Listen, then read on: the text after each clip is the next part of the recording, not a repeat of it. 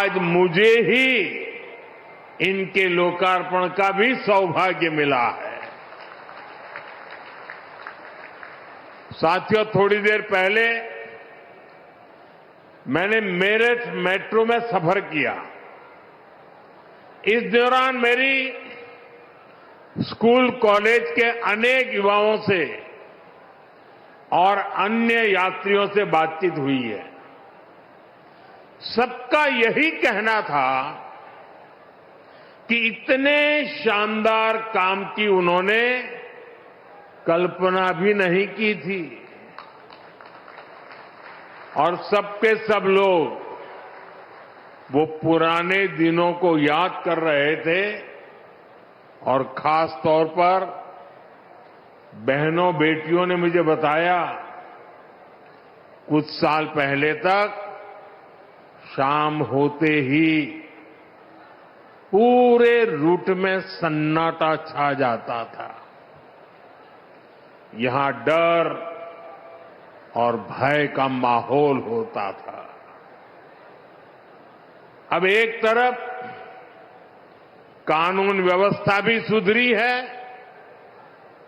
और दूसरी तरफ लोगों को सुविधापूर्ण और सुरक्षित यात्रा का भी माध्यम मिला है। और साथियों, मुझे खुशी है कि नमो भारत रैपिड रेल से ये नारी शक्ति के सामर्थ्य का प्रतीक भी बनी है। इसमें train operator, station control staff, ऐसे अधिकतर काम में हमारी बेटियां ही कार्यरत हैं, बेटियां ही नेतृत्व कर रही है। मैं आप सभी को, उत्तर प्रदेश को और दिल्ली वासियों को देश की पहली नमो भारत रैपिड रेल सेवा और मेरठ मेट्रो के लिए बहुत बहुत बधाई देता हूं।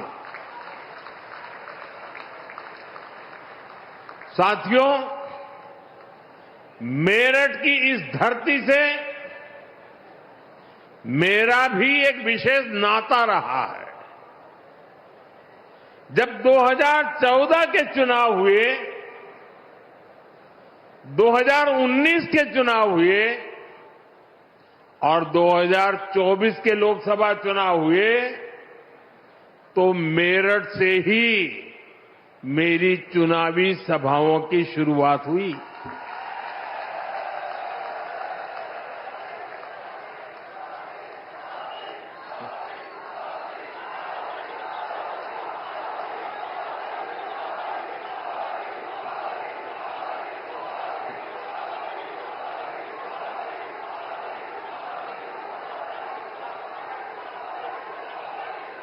मेरठ के आप लोगों ने, यहां के किसानों ने, उद्यमियों ने,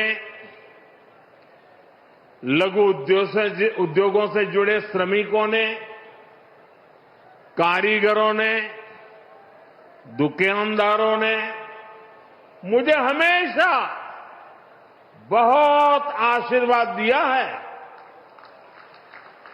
और साथियों, मैंने तब भी कांग्रेस और सपा बसपा को कहा था कि अपनी जहरीली राजनीति छोड़िए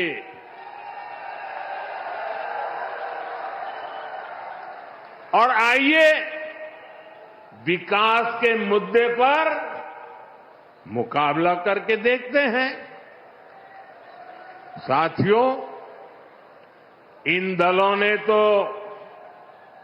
अपनी जहरीली राजनीति नहीं बदली, लेकिन भाजपा ने विकास और अपनी नीति रीति, अपनी नियत में अगर एक बात को सर्वोपरि रखा तो वो है विकास। देश का विकास। इसका एक उदाहरण हमारी मेट्रो भी है, मेरठ मेट्रो भी है।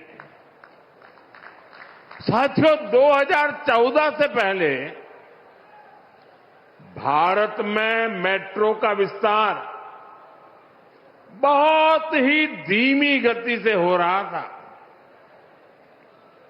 हालत ये थी कि कांग्रेस सरकार के समय में देश के सिर्फ 5 शहरों में ही मेट्रो चल पाई थी, जबकि आज भाजपा सरकार में देश के 25 से ज्यादा शहरों में मेट्रो चलने लगी है।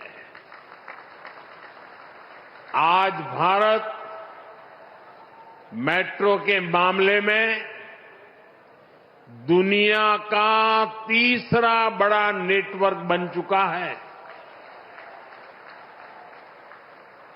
यूपी में मेरठ के अलावा भी कई सारे शहरों में मेट्रो पर काम चल रहा है। साथियों, बीते 11 वर्षों में देश के दर्जनों शहरों तक मेट्रो पहुंची, क्योंकि भाजपा सरकार देश की जनता को सुविधा देना चाहती है। देशवासियों को हाई स्पीड, जाम और प्रदूषण से मुक्त सुविधा, ऐसे हर प्रकार की व्यवस्था देना चाहती है। इसलिए आज नमो भारत जैसी आधुनिक सेमी हाई स्पीड ट्रेन चल रही है, वंदे भारत ट्रेन चल रही है।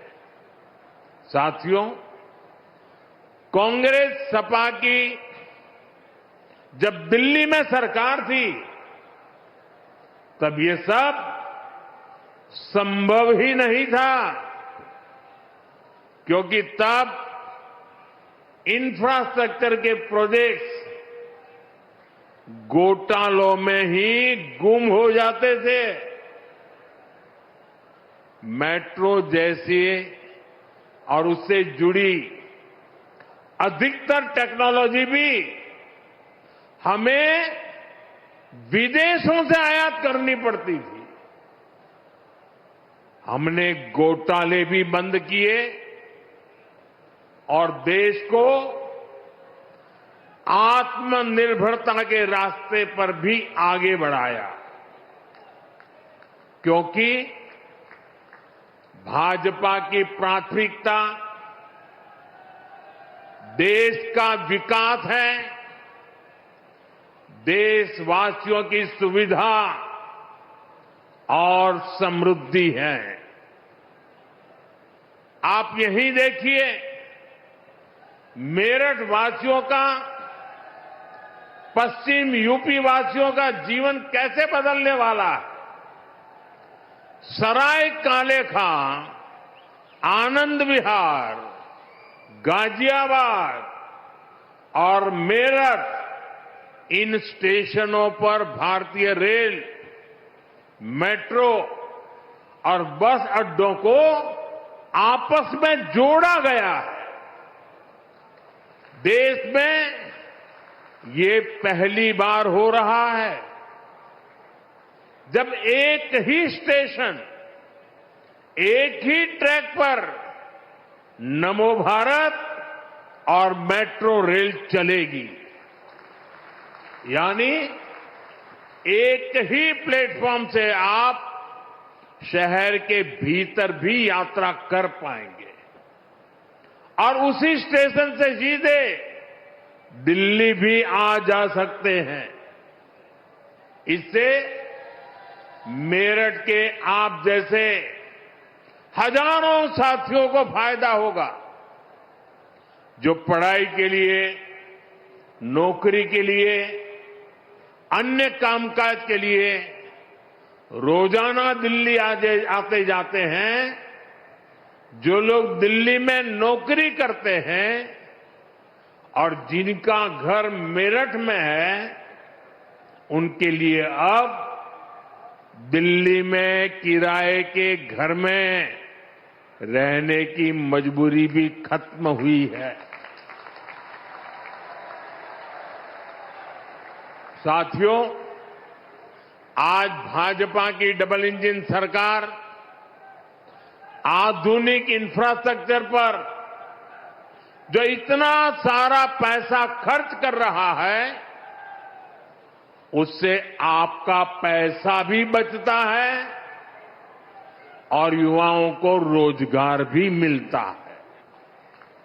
यहां पश्चिम यूपी में ही देखिए कैसे नए नए एक्सप्रेसवे बन रहे हैं, डेडिकेटेड फ्रेट कॉरिडोर बन रहे हैं। जेवर में इंटरनेशनल एयरपोर्ट बन रहा है। ये प्रोजेक्ट जब बनते हैं तब भी रोजगार मिलते हैं और बाद में नए उद्योग लगते हैं, नए कारोबार आते हैं, उससे भी रोजगार पैदा होते हैं। साथियों, उत्तर प्रदेश की ये धरती तो श्रम की धरती है, ये सृजन की धरती है।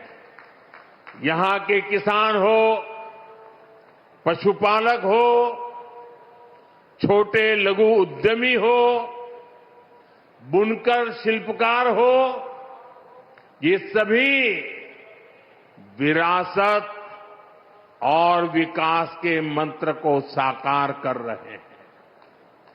ऐसे में जब भारत का सामर्थ्य बढ़ता है तो उत्तर प्रदेश के इन सभी साथियों को भी फायदा होता है। साथियों, आप आजकल देख रहे हैं कि दुनिया के प्रति और दुनिया के लोगों के मन में भारत के प्रति कितनी आस्था है, लोग कितने आशावान हैं। दुनिया के अनेक विकसित देश आज भारत के साथ व्यापारिक समझौते कर रहे हैं। एक समय था जब कांग्रेस की सरकार चाहकर भी विकसित देशों के साथ समझौते नहीं कर पाती थी, क्योंकि तब घोटालों के लिए बदनाम कांग्रेस सरकार से समझौते करने में दुनिया को हिचक होती थी। लेकिन आज विकसित देश भारत के साथ जुड़ने के लिए उत्सुक है, क्योंकि उनको भारत के विकास में अपना भविष्य दिखता है। उनको भारत की युवा शक्ति में उम्मीद दिखती है। आज दुनिया को लगता है कि भारत वो ताकत है जो 21वीं सदी की चुनौतियों का समाधान दे सकता है। साथियों, बीते वर्षों में भाजपा की सरकार ने जो वैश्विक समझौते किए, उससे लघु और कुटीर उद्योगों से जुड़े लोगों को भी बहुत फायदा होगा। इसका फायदा मेरठ के स्पोर्ट्स का सामान बनाने वालों को होगा। मेरठ की ही कैंची, खुर्जा की क्रॉकरी, मुरादाबाद का पीतल, बागपत का होम फर्निशिंग उद्योग, सहारनपुर की लकड़ी की नक्काशी, लेदर, टेक्सटाइल, ज्वेलरी से जुड़े उद्योग, ऐसे हर लघु और कुटीर उद्योगों को इन समझौतों का बहुत बड़ा लाभ होने वाला है। भाजपा की प्राथमिकता देश के छोटे बड़े शहरों के सामर्थ्य को दुनिया के कोने कोने तक ले जाने का है। यूपी के अलग अलग जिलों की पहचान बढ़ाना है। साथियों, हमारा मेरठ और ये पूरा क्षेत्र लघु उद्योगों का, एमएसएमई का बहुत बड़ा सेंटर है। इस वर्ष जो केंद्र सरकार का बजट आया, उसमें हमने लघु उद्योगों के लिए 10,000 करोड़ रुपए के विशेष फंड की घोषणा की है। इससे यूपी के एमएसएमई को लोन मिलना बहुत आसान होने जाएगा। बजट में हमने कपड़ा उद्योग के लिए, बुनकर समाज के लिए महात्मा गांधी ग्राम स्वराज योजना की घोषणा की है। इससे खादी, हैंडलूम, हस्तशिल्प को विश्व बाजार तक पहुंचाने में मदद मिलेगी। साथियों, पहले छोटे कारीगर केवल 10 लाख रुपए तक का सामान कुरियर से भेज सकते थे। अब यह सीमा पूरी तरह हटा दी गई है। इससे मेरठ सहित यूपी के सभी बुनकर और अन्य छोटे उद्यमी ऑनलाइन ऐप के जरिए अमेरिका या यूरोप के ग्राहकों को भी अपने प्रोडक्ट आसानी से बेच पाएंगे। साथियों, मेरठ, हापुड़ और आसपास के इस क्षेत्र ने चौधरी चरण सिंह जी के विजन को शुरुआती दिनों से देखा है। यह हमारी सरकार का सौभाग्य रहा कि हमें चौधरी चरण सिंह जी को भारत रत्न देने का सौभाग्य मिला। भाजपा की डबल इंजन सरकार उनके विजन पर चलते हुए किसानों की आय बढ़ाने के लगातार काम कर रही है। इसके लिए फूड प्रोसेसिंग पर बहुत बल दिया जा रहा है। पीएम किसान सम्मान निधि का पैसा भी छोटे किसानों के बहुत काम आ रहा है। अब तक यूपी के किसानों को पीएम किसान सम्मान निधि के तहत लगभग 95,000 करोड़ रुपए मिल चुके हैं। इसमें मेरठ के किसानों को भी लगभग 800 करोड़ रुपए मिले हैं। भाइयों और बहनों, एक तरफ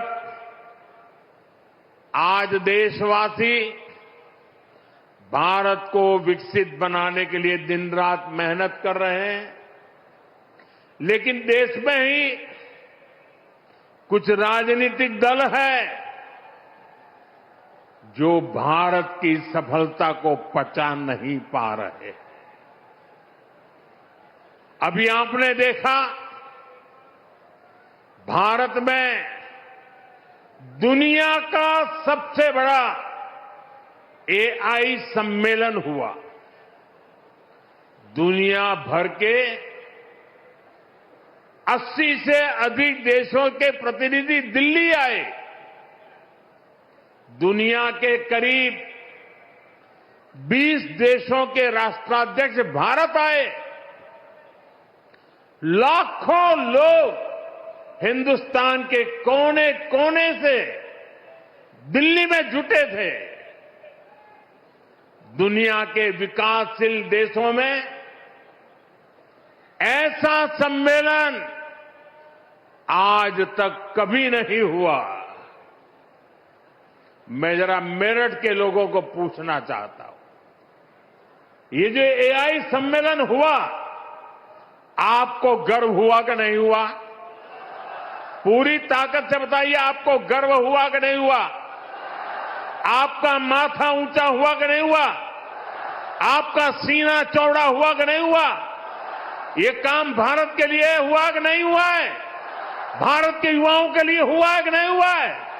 भारत के भाग्य को बदलने के लिए हुआ है कि नहीं हुआ है? 21वीं सदी में लीडरशिप लेने के लिए हुआ है कि नहीं हुआ है? पूरा देश गर्व से भर गया।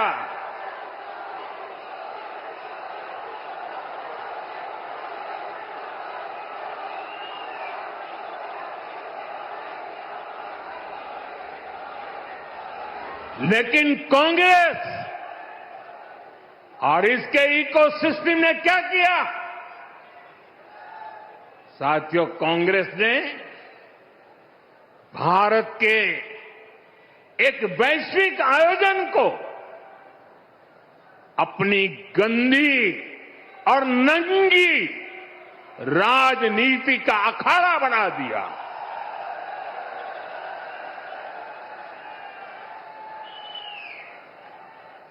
समारोह स्थल पर विदेशी अतिथियों के सामने कांग्रेस के नेता कपड़े उतारकर पहुंच गए।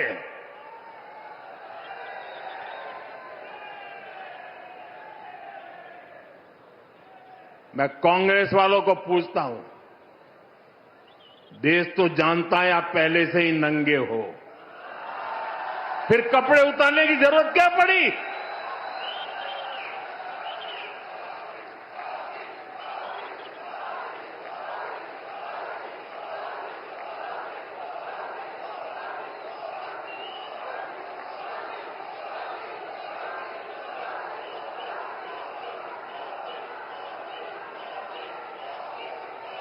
कांग्रेस के नेताओं ने वहां जो कुछ किया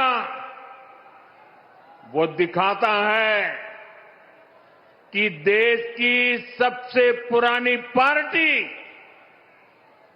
वैचारिक रूप से कितनी दिवालिया हो गई है, कितनी दरिद्र हो गई है। साथियों, कोई कल्पना नहीं कर सकता। हम तो वो लोग हैं जो गांव में किसी के यहां शादी ब्याह होता है तो पूरा गांव उसे सफल बनाने में जी जान से जुट जाता है, ताकि मेहमान गांव की एक अच्छी छवि लेकर जाएं। कांग्रेस तो अपने ही देश को बदनाम करने में जुटी है। साथियों, कांग्रेस के नेताओं को मोदी से नफरत है। ये लोग मेरी कब्र खोदना चाहते हैं। मेरी मां को गाली देने से भी उनको कोई परहेज नहीं है। उन्हें भाजपा से विरोध है, उन्हें एनडीए से विरोध है। ठीक है, आपकी राजनीति में यही करना जरूरी है, चलो भाई समझ सकते हैं, हम इसको भी सहन कर लेंगे। लेकिन कांग्रेस को याद रखना चाहिए था कि एआई ग्लोबल समिट ये बीजेपी का समारोह नहीं था और न ही उस समय बीजेपी का कोई नेता वहां मौजूद था। ये देश का कार्यक्रम था, देश के सम्मान का कार्यक्रम था, देश के लोगों के पसीने से। लेकिन कांग्रेस ने परसों सारी मर्यादाएं तोड़ दी और पूरा देश कांग्रेस की इस रीति नीति पर थू थू हो रही है। लेकिन दुर्भाग्य देखिए, इतनी पुरानी पार्टी के नेता लाजने के बजाय गाजते हैं, बेशर्मी के साथ देश की बेइज्जती करने वालों का जयकारा कर रहे हैं।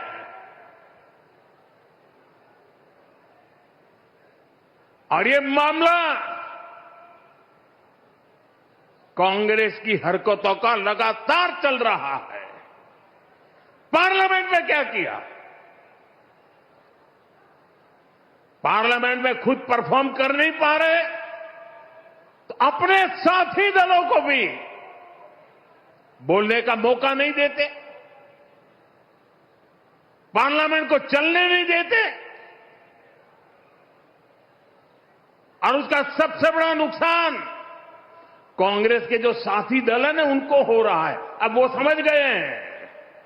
ये अभी दिल्ली में उन्होंने जो ये नंगापन दिखाया, उनके सारे साथी दल चौंक गए हैं, सबने किनारा कर लिया। और मैं नम्रतापूर्वक देश के मीडिया को भी एक रिक्वेस्ट करना चाहता हूं। वैसे मैं मीडिया को हर प्रकार से झेलने के लिए ईश्वर मुझे शक्ति दे प्रार्थना करता रहता हूं, लेकिन आज मैं उनको प्रार्थना करता हूं कि कृपा करके हम जब इस प्रकार की हरकतों की आलोचना करें तो आप ये हेडलाइन मत बनाइए कि मोदी ने विपक्ष को धो डाला।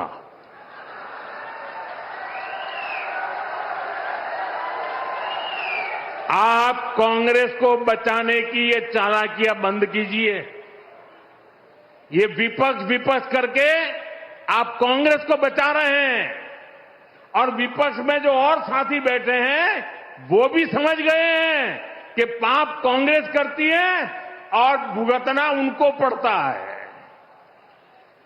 और कांग्रेस की इकोसिस्टम हर बार बच के निकलने का एक खेल खेलती है कि पाप कांग्रेस करे, आलोचना कांग्रेस की हो, गुस्सा कांग्रेस पर हो, लेकिन मीडिया में कांग्रेस नहीं दिखती, विपक्ष शब्द दिखता है। क्यों भाई?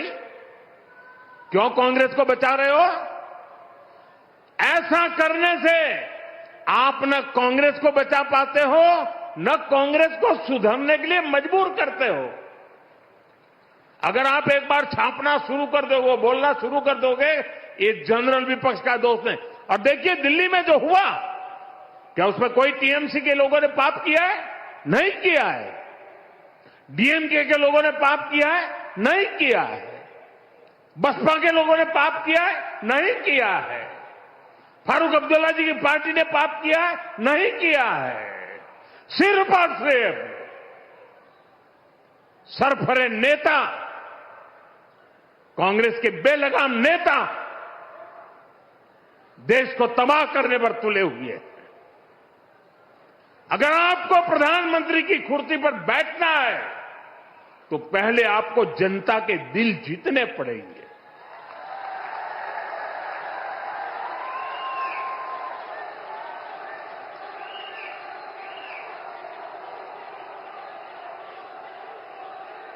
महिलाओं एमपीओ को भेज करके सीट पर कब्जा करने से आप प्रधानमंत्री नहीं बन सकते हो।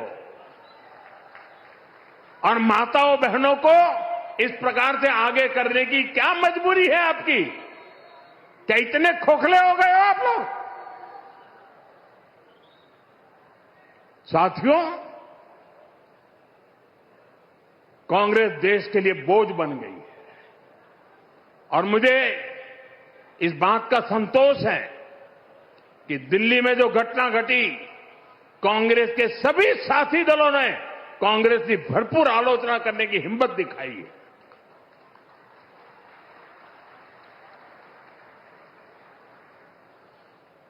मैं विपक्ष के इन साथियों का सच्चाई के साथ और देश के गौरव के साथ खड़े रहकर रहने के लिए उनका मैं सार्वजनिक रूप से आभार व्यक्त करता हूं।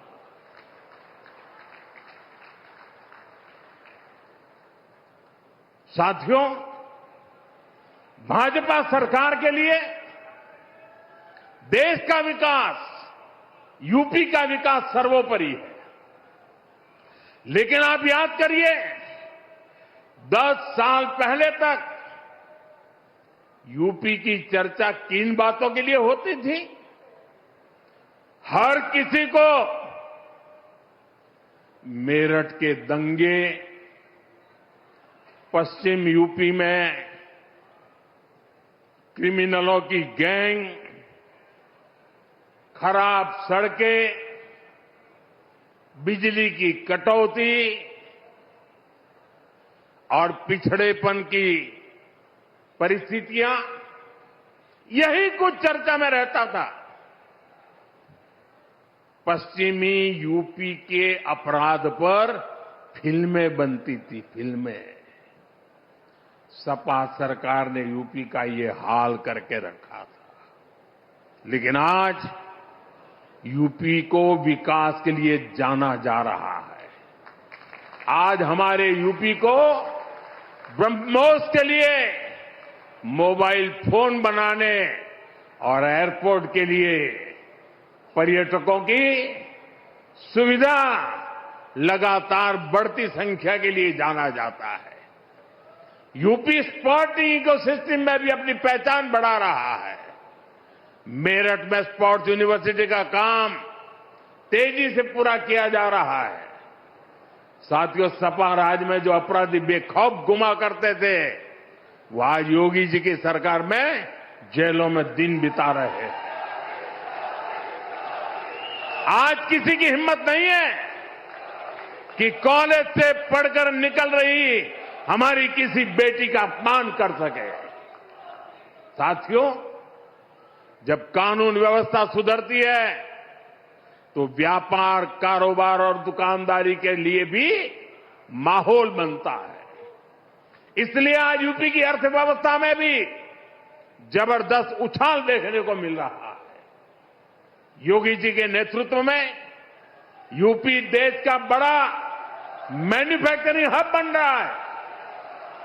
कल ही मुझे यूपी की पहली सेमी कंडक्टर फैक्ट्री का शिलान्यास करने का अवसर मिला है। इस सेमी कंडक्टर फैक्ट्री के बनने से यूपी का सामर्थ्य और ज्यादा बढ़ जाएगा। इससे यहां नए निवेश, नए रोजगार के लिए अद्भुत संभावनाएं बनेगी। मैं आपको विश्वास दिलाता हूं, भाजपा की डबल इंजन सरकार ऐसे ही यूपी को देश की सबसे बड़ी इकोनॉमी बनाने के लिए काम करती रहेगी। यूपी विकसित होगा तो ही भारत विकसित होगा। एक बार फिर आप सभी को नमो भारत ट्रेन और मेट्रो प्रोजेक्ट के लिए बहुत बहुत शुभकामनाएं देता हूं। ये वंदे मातरम के 150 वर्ष मना रहे हैं। मेरे साथ बोलिए, वंदे मातरम, वंदे वंदे वंदे वंदे वंदे वंदे वंदे वंदे वंदे वंदे वंदे।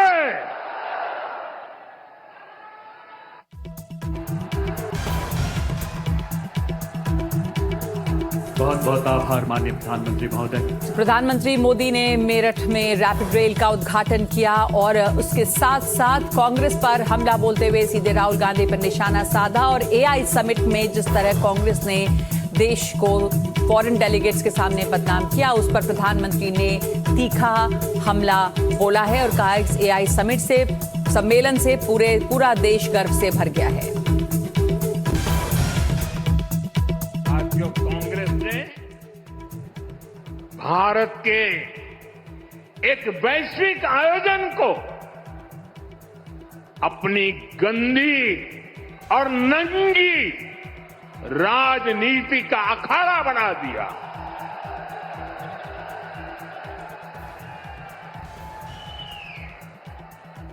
समारोह स्थल पर विदेशी अतिथियों के सामने कांग्रेस के नेता कपड़े उतारकर पहुंच गए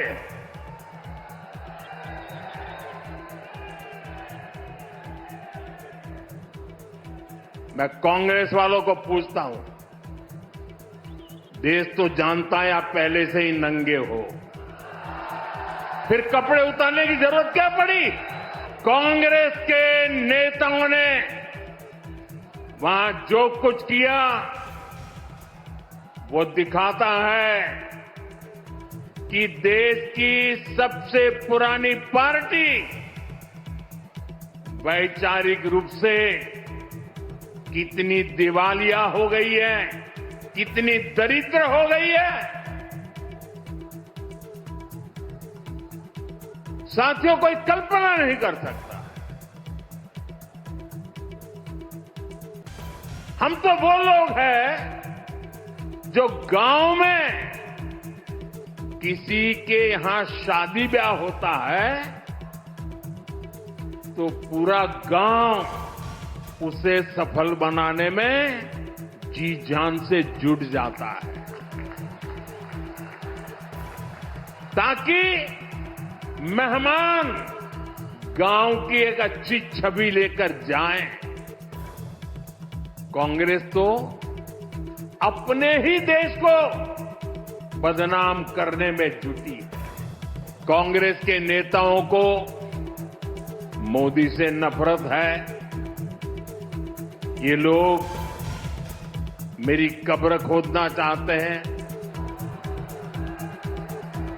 मेरी मां को गाली देने से भी उनको कोई परहेज नहीं है। उन्हें भाजपा से विरोध है, उन्हें एनडीए से विरोध है। ठीक है, आपकी राजनीति में यही करना जरूरी है, चलो भाई समझ सकते हैं, हम इसको भी सहन कर लेंगे।